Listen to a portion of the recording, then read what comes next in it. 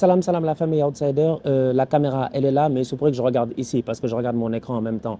Je tiens déjà à m'excuser. Voilà, vous voyez, je suis assis comme un villageois. Je vais vous montrer où est-ce que je suis en fait. Regardez dehors. Regardez là, là. Tu vois? Là, je suis à l'aéroport. Je suis à l'aéroport et tout. Donc, pour que ce soit très, très clair en fait, pour tout le monde, tu vois, je suis à l'aéroport. Donc, voilà. Pour tous ceux qui ont osé en fait. Non, parce qu'il y en a, ils ont osé, ils sont indisciplinés. J'ai vu des commentaires. Vous n'êtes pas sérieux?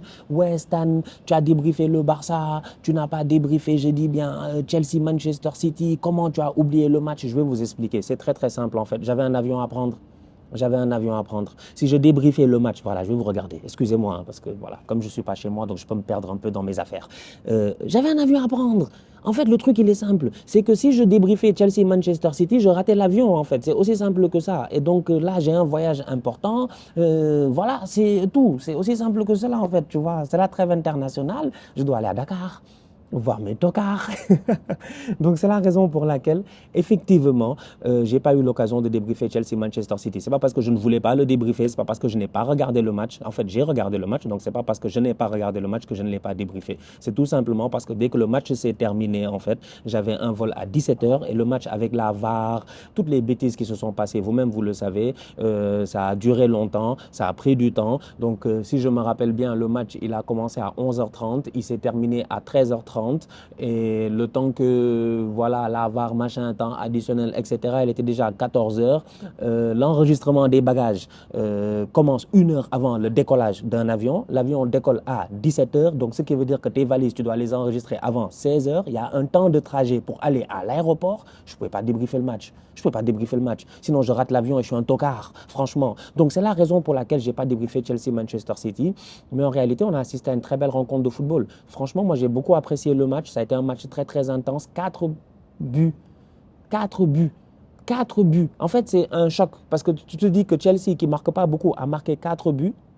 Et City, qui n'encaisse pas beaucoup, a encaissé 4 buts. Donc, du coup, il y a quand même pas mal de choses sur lesquelles tu as envie de discuter. D'abord, j'ai envie de saluer cette équipe de Chelsea-là, qui finalement, en gagnant ce match-là, en faisant match nul face à Manchester City, non seulement elle se relance, elle se met en confiance. Il ne faut pas oublier que Chelsea, cette semaine, ils ont eu 2 matchs compliqués. Ils sont sur un calendrier extrêmement compliqué. Ils viennent de gagner face à Tottenham. Ils s'en sont sortis bien joués de leur part, même si le match était à 9 contre 11. Et que dans ce match-là, je maintiens et je persiste qu'ils n'avaient pas proposé quelque chose d'intéressant. La seule chose qu'on voyait, c'était un Chelsea qui essayait de battre cette ligne défensive très très haute de Tottenham qui jouait le hors-jeu.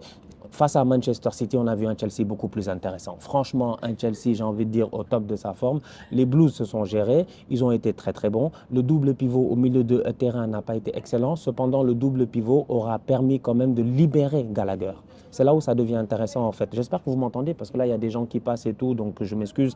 Le double pivot a permis de libérer Gallagher. Double pivot, vraiment, ils n'ont pas fait un match extraordinaire, hein, Enzo et puis Caicedo. Mais juste leurs activités à eux deux, en fait, avant la sortie de Enzo, juste l'activité en fait à eux deux a permis de libérer Gallagher. Je préfère Gallagher un peu plus haut sur le terrain, même si ce n'est pas forcément le joueur le plus créatif. Il peut fatiguer les défenses adverses, il est capable de donner des bonnes passes, il est capable d'aller au pressing très très haut. Et donc du coup, ça donne une équipe de Chelsea qui est assez intéressante, avec un Gallagher qui presse, un Sterling qui presse, un Palmer qui presse, un Jackson qui presse, et un double pivot qui est assez haut sur le terrain. C'est là où moi j'ai envie de saluer les 2 joueurs que Manchester City a vendus à Chelsea. C'est que City, ils ont vendu Sterling et Cole Palmer.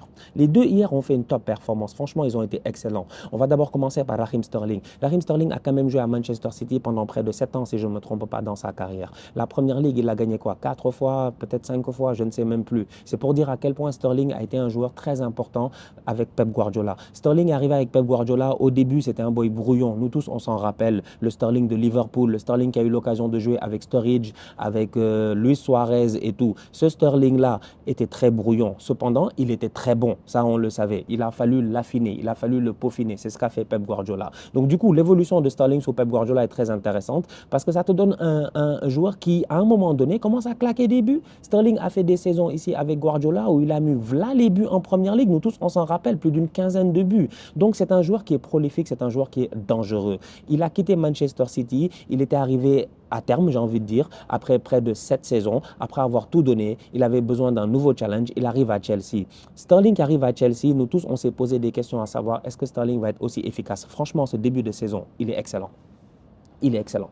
il est excellent. Il n'y a absolument rien à dire. Tu as un Raheem Sterling qui est tout simplement excellent. Et donc, du coup, tu te dis que Manchester City est tellement fort, j'ai l'impression, que ces temps-ci, dans la Ligue, ils se permettent d'envoyer leur boy à gauche, à droite.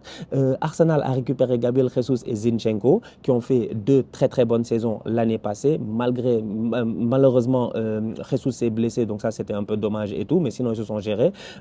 Sterling et Palmer qui arrivent à Manchester City, c'est la même chose un peu. Cependant, Cole Palmer, c'est un peu différent de tous ces autres joueurs-là. C'est là où Cole Palmer, hier, moi, il m'a bluffé face à Manchester City parce que non seulement il claque le penalty à la dernière minute, il n'y a rien à dire, plein de sang-froid et tout. C'est pas la première fois qu'il frappe les penalties avec Chelsea cette saison. Mais au-delà de cela, c'est le fait que Cole Palmer n'a pas eu forcément l'opportunité de pouvoir exploser à Manchester City, comme a fait Sterling, comme a eu l'occasion de faire Zinchenko, comme a eu l'occasion de faire Gabriel Jesus. Donc, tu as un Cole Palmer qui n'a pas explosé à Manchester City, qui avait envie, je pense, de s'imposer à Manchester City, qui peut-être n'avait pas la patience de rester et d'attendre dans la rotation de Manchester City, parce que nous tous, on sait que Pep Guardiola, franchement, c'est difficile d'avoir une place de titulaire là-bas, surtout offensivement parlant, à moins que tu sois Haaland, Kevin De Bruyne, etc. Mais il y a beaucoup de rotations, bon, Bernardo Silva, mais il y a beaucoup de rotations, surtout quand tu es jeune.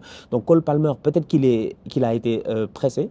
Et finalement, il n'a pas eu tort parce qu'il arrive dans cette équipe de Chelsea-là qui est peut-être pas l'équipe la plus solide en ce moment, mais le projet de Chelsea, on l'a toujours dit, c'est un projet qui est cohérent sur le long terme. Si tu enlèves les bêtises que Ted Boehly a eu l'occasion de faire, tu vois que le projet est cohérent parce qu'il y a des jeunes qui sont très talentueux. Ça, je l'ai dit cette année, je pense, dans une vidéo avec Willou. Je l'ai dit, en fait, Chelsea, ils ont plein de joueurs très talentueux. Et ça, c'est vu hier face à Manchester City. City ne fait pas beaucoup d'erreurs, mais Chelsea a poussé City à faire des erreurs. C'est là où j'ai envie de saluer les Blues et c'est pour cela que franchement, je leur lève mon chapeau parce qu'ils vont chercher un match nul 4-4 face à Manchester City. Il fallait le faire. Il fallait vraiment le faire. Déjà, marquer 4 buts à Manchester City, c'est pas simple. Forcer des erreurs de joueurs comme Ruben Dias ou même Guardiola, tu vois, que les gars, les ballons tapent des pieds, les gars se trompent et tout ça. Franchement, c'est une équipe qui ne fait pas beaucoup d'erreurs défensivement. Et hier, on a eu l'occasion de voir un Kyle Walker, mais qui a galéré.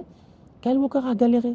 Sterling l'a fatigué là-bas, en fait. Sterling lui a rappelé les entraînements peut-être qu'ils ont vécu ensemble à Manchester City. Alors que Kyle Walker, depuis le début de la saison, c'est peut-être un des meilleurs défenseurs de la Ligue, en fait. Le gars est juste intenable. Donc, c'est pour dire à quel point, pour moi, Chelsea a fait une excellente rencontre et Chelsea est en train de montrer petit à petit sous Pochettino que voilà, en fait, il faut du temps. Moi, je pense qu'il faut juste du temps. C'est vrai qu'on a critiqué Pochettino. On a dit qu'on attendait de voir du jeu. On attendait de voir quelque chose d'intéressant. Cependant, ça prend du temps. Ce qui est plutôt intéressant avec Chelsea depuis le début de la saison, c'est que malgré toutes les difficultés qu'ils ont, non seulement ils arrivent quand même à être plutôt solides défensivement, même s'ils ont encaissé 4 buts face à Manchester City, mais au-delà de cela, c'est une équipe qui réussit à tenir. Ils sont là, ils tiennent.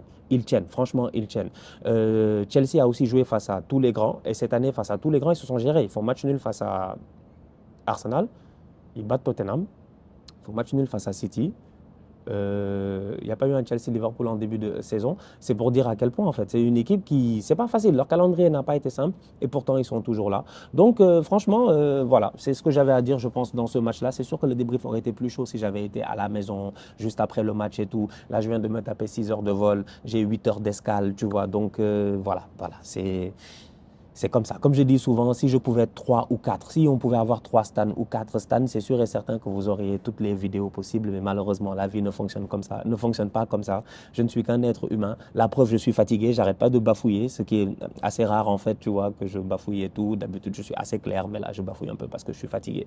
Mais c'est pour dire à quel point quand même j'ai apprécié ce match-là. Bon match. Rodri, comme d'habitude, vous-même, vous l'avez vu, c'est un bandit. Il est là à mettre des ballons frappés. Out of nowhere, il frappe des ballons. Tout ballon en dehors de la surface de réparation qui traîne, il faut éviter que Rodri vienne frapper parce qu'il y a possibilité de but. Hier, le ballon est contré par Thiago Silva, c'est des choses qui arrivent. Thiago Silva aussi, il faut le saluer quand même parce que du haut de ses quoi, 39 ans, 40 ans, je ne sais même plus, 52 ans, je ne sais même plus il a quel âge Thiago Silva. Il n'arrête pas de sortir des très très belles performances. Hier, il a été bon. En plus de ça, il a marqué un but. Malheureusement, il y a ce j'ai envie de dire ce c'est la contrée sur la frappe de Rodri. L'AVAR, il faut en parler aussi, je pense rapidement. Cucurella, Haaland, est-ce qu'il y a vraiment penalty? Je vous laisserai discuter dans les commentaires et me dire. Moi, je trouve que voilà, quoi, en fait. C'est-à-dire que Haaland, il est fort. Moi, Haaland, il est très fort. Donc, Haaland, il faut que tu l'attrapes, il faut que tu le tires et tout. Bon, il y a contact entre les deux en plus. Il y a contact entre les deux. Je pense que tous les deux se tirent un peu le maillot. Il y a eu une longue décision qui a été prise à la VAR et finalement elle est allée en faveur de Manchester City. Voilà, mis à part ça, je pense que j'ai pas grand-chose autre à dire. C'est tout. Franchement, c'est tout. Haaland a mis un doublé, il s'est géré. Il a fait un bon match. c'est tout. Franchement, c'était intéressant, c'était cool. Donc voilà la famille, on se capte très bientôt pour une nouvelle vidéo. Ah, attends. Le Liverpool, ils ont gagné 3-0 face à Brentford. Top performance de la part de Mohamed Salah. Ce match-là, je l'ai vu parce que hier, il était super tôt. En plus, je voulais faire un débrief combiné entre les deux. Malheureusement, voilà, j'ai mal calculé mon temps, le voyage et tout. Doublé de la part de Salah. Darwin Nunez, passeur décisif. Comment on appelle ça? Timika, ça a été très très bon, mais franchement, Salah, il lui reste 1 an et demi dans son contrat. Je vous rappelle que c'est le dernier grand joueur qui reste de la grande ère de Liverpool. Quand tu sais que Henderson, capitaine, est parti, Fabinho est parti, Wijnaldum est parti, tu as perdu ton milieu de terrain. Mohamed Salah est resté, Firmino est parti, Sadio Mané est parti, tu as perdu 80% de ton attaque. Cependant, Mohamed Salah, en termes de rendement, jusqu'à présent, c'est 100%. C'est ça qui est exceptionnel. Franchement, il n'y a rien à dire. Il fait une saison sensationnelle. Hier, il a fait un superbe match. Donc, belle victoire de la part de Liverpool, 3-0. Liverpool est deuxième derrière Manchester City, à égalité avec Arsenal. Tottenham est juste derrière. Franchement, ce championnat est très, très chaud. Il est très très chaud. J'ai hâte de voir le retour de la trêve internationale. Donc du coup, voilà la famille, on se capte très bientôt pour une nouvelle vidéo. Là, je vais à Dakar. Je vais aller voir les Lions. Grosse trêve internationale, qualification de Coupe du Monde. Donc voilà, on se recapte au courant de la trêve. On se recapte après la trêve pour la reprise des championnats. Et puis merci de votre compréhension pour ceux qui auront compris que effectivement, je n'étais pas chez moi et que voilà, quoi, je suis là. Je suis bien, il pleut à Paris. Il pleut à Paris, quoi. Il pleut à Paris et là, il y a l'avion, il y a les avions. Voilà. Il y a les avions. Et voilà la famille. Bon, on se capte très bientôt. Prenez soin de vous. Peace. C'est même pas comme ça que je finis les vidéos. Tu vois, je suis pas chez moi, donc moi-même, je suis perdu. La famille, on se capte très bientôt pour une nouvelle vidéo. D'ici là, on continue à liker, on continue à partager, on s'abonne. On est ensemble, on reste en santé, c'est le plus important. Et encore une fois, désolé. Et voilà, tout ça, ça